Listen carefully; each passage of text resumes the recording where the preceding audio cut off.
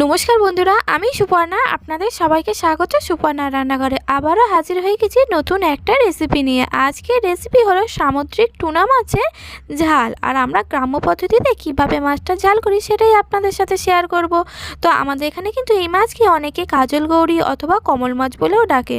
আর আপনাদের গ্রামাঞ্চলে এই মাছকে কী নামে ডাকে অবশ্যই কিন্তু কমেন্ট করে বলবেন বন্ধুরা। তো মাছটা গায়ে যেহেতু আঁশ নেই, সুতরাং মাছটা বাছতেও খুব সহজ। তো মাছটা এখানে আমি ধুয়ে বেছে পরিষ্কার করে নিয়েছি। আর যাতে মাছটার মধ্যে আঁশটে গন্ধ না থাকে সেই জন্য অল্প একটু লেবুর রসও দিয়ে দিয়েছি। তারপরে নুন হলুদ দিয়েছি, দিয়ে এবার মাছটাকে ভালো করে হাতে মাখিয়ে নেব। মাখিয়ে 2 ঘন্টা রেখে দেবো। তাহলে এইভাবে রান্না করে দেখবেন মাছটা কিন্তু একদম গন্ধও থাকে না, আর খেতে কিন্তু খুব সুন্দর হয়। আর এদিকে মাছটা ভাজার জন্য কড়াইতে সরষের তেল গরম করে নিয়েছি। আর তেলের মধ্যে আমি এবার মাছটা দিয়ে দিলাম। তো মাছটা এবার উল্টে পাল্টে লাল করে ভেজে তুলে নেব। আর মাছটা এক পিঠ করে লাল করে ভাজা হয়ে যেতে তাই আমি অপর পিঠটা উল্টে দিচ্ছি। আর একটু মাছটা হালকা হাতে উল্টে পাল্টে ভেজে নিতে হবে, কেননা মাছটা একটু নরম মাছ সেই জন্য।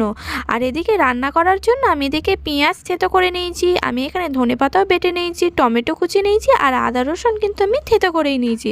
আর দেখুন মাছগুলো ভাজা হয়ে যেতে মাছগুলো তুলে নেওয়ার পরে আমি এখানে ওই মাছ ভাজার তেলের মধ্যেই দিয়ে দিলাম থেতো করা পেঁয়াজ। তো পেঁয়াজটা এবার লাল করে ভেজে নেব। আর পেঁয়াজটা একটু লাল করে ভাজা হতে এর মধ্যে আমি দিয়ে দিলাম টমেটো কুচি। তো টমেটোটাও এখানে আপনারা চাইলে বেটে নিতে পারেন, আমি কিন্তু একদম পাতলা পাতলা করে কেটে নিয়েছি। আর এর মধ্যে আমি দিয়ে দিলাম অল্প একটু নুন, যেহেতু সামুদ্রিক মাছ একটু নুন কম ব্যবহার করাই ভালো। তারপরে আমি দিয়ে দিলাম এখানে আদা রসুন, তারপরে দিয়ে দিলাম হলুদ আর লঙ্কা গুঁড়ো। সমস্ত মশলা একসাথে ভালোভাবে কষিয়ে নিলাম। তো দেখুন এর মধ্যে এবার আমি দিয়ে দিচ্ছি কিছুটা পরিমাণে জল। এই মাছের কিন্তু একদম পাতলা ঝোল খেতে ভালো লাগে না, তাই আমি ঝাল করছি অল্প একটু জল দিয়ে। এবার ফুটিয়ে নিতেই তার মধ্যে আমি দিয়ে দিলাম মাছগুলো দিয়ে কিন্তু আবারও আমি একটু ফুটিয়ে নেব। তো দেখুন বন্ধুরা মাছটা ফুটে উঠেছে। এবার নামানোর আগে আমি দিয়ে দিচ্ছি ধনেপাতা বাটা। ধনেপাতা কুচি দিলেও টেস্ট হয়, কিন্তু আপনারা তরকারির মধ্যে একবার ধনেপাতা বাটা দিয়ে দেখবেন, খেতে কিন্তু দারুণ লাগে। তো এবার আমি মাছটা নামিয়ে নিয়েছি। আপনারা তো দেখলেন কত সহজেই টুনা মাছের রান্না হয়ে গেল।